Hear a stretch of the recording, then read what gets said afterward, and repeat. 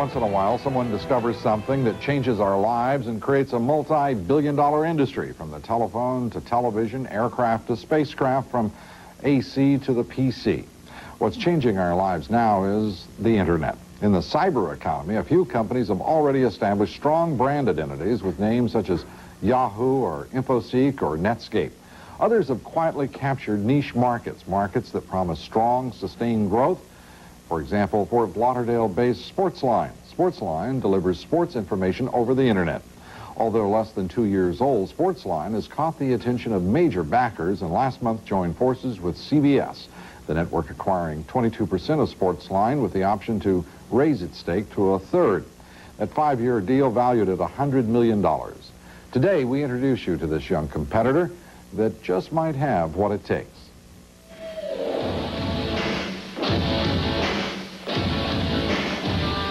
If you think it was Tyra Banks who sent out shockwaves over the Internet at the All-Star Cafe in New York City last December, you're mistaken. In the world of cyberspace, Sportsline, a young Fort Lauderdale-based company, drew all the hits. Sportsline's broadcast this charity event live on the Internet. The webcast was an historic first. Sportsline.com. Tommy, can we take a short break? We'll come back. It's a great event, and people could actually watch it from their homes or offices, and it's really the first of many live webcasts to come for Sportsline. Michael Levy is the visionary behind Sportsline. He got the idea while watching bowl games in January 1994. The thought just hit me. There was not good information on sports available online, and I thought there'd be a great opportunity to be the first one to do it. Sportsline launched in August 1995, aiming to define a new marketplace. Today, the website offers news, information, entertainment, and merchandise to sports fans around the globe. We don't cover only the major sports. For example, here's the Ironman triathlon. Here you'll see the swimmer actually starting out swimming. Shows what his leg looks like, and now he'll switch to the bike. And this is the course of the bike. Company has a powerful lineup of supporters. CBS has taken an equity stake. That followed alliances with venture capital firm Kleiner Perkins, TCI, Reuters, and New York Life. But its chief competitor is a Goliath, ESPN Net Sports Zone, backed by heavy hitters ESPN and Starwave CEO Paul Allen. ESPN's venture, along with Starwave, has the advantage of leverage and has the advantage of ESPN Sports Network to sort of launch off of. But Sportsline is neck and neck with them, and in many ways has gotten leverage and relationships in the sporting, mass sports industry that others don't have. And they're really one of the powers to be reckoned with on sports on the web. Cameras are here, the lights are bright. See, I'm putting up the high mom sign. I'm putting up the high mom sign, by the way. True professionals. What do you think, Howard, about the 2 weeks in between Super Bowls? I've never been a fan of it. I don't think I'm in the minority there. I think most people don't like it, but I understand. Sportsline has enlisted a roster of sports celebrities for its websites. Among them, Pete Sampras, Arnold Palmer, Monica Seles, Joe Montana, and in a major coup, Shaquille O'Neal signed away from Microsoft Network. I'll show you the Shaquille O'Neal site, a few samples on Shaquille O'Neal. Now, this site generates over 1 million page views a month. And just to give you an idea of some of the crazy things that are here, we have Shaquille O'Neal's growth chart here.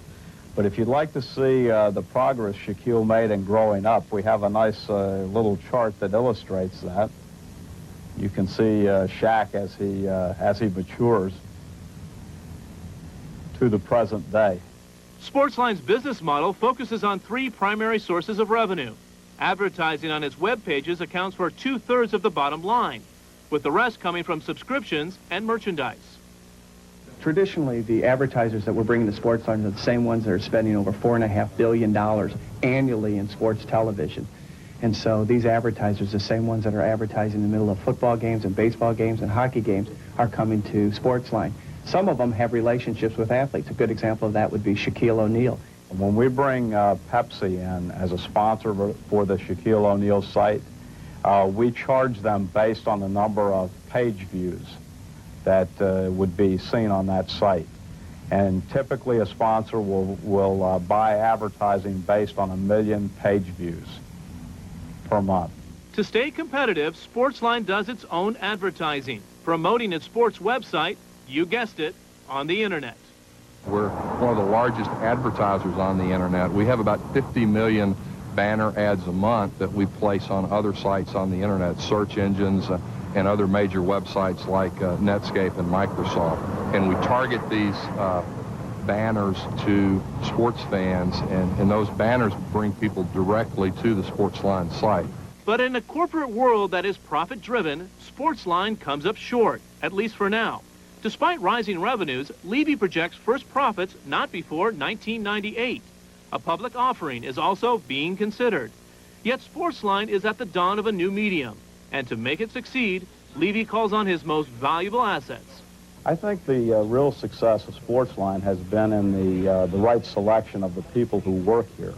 We have such dedicated sports statisticians, newsmen. We have great radio personnel. We have a lively, energetic group that know sports and really want to make it happen for sports fans. If you talk to an engineer and say, how'd you like to live in Fort Lauderdale, work on a service that's dedicated to sports, it's on the internet, it's on the World Wide Web, and we'd like you to stay on the bleeding edge with every latest, greatest technology and showcase things. Engineers usually say, you know, what's wrong with this picture? You know? Welcome back to the big show, everybody. It's Hot Job with Sid the Kid kicking it for you.